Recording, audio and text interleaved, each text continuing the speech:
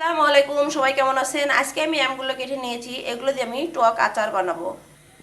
এই তো চুলোয় আমি একটা কড়াই দিয়েছি, কড়াইয়ে আমি কিছু শুকনো মরিচ দিয়েছি, সাথে সরিষার তেল দিলাম,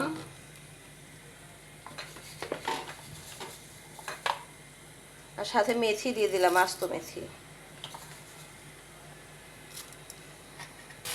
এই তো দেখেন আমার আচারটা এরকম হয়ে আসছে। আমি অনেক বেশ পরিমাণ রসুন থেতলে দিয়েছি, ওইটা দেখানো হয় নাই। এখন আমি দিয়ে দেবো চিলি ফ্লেক্স।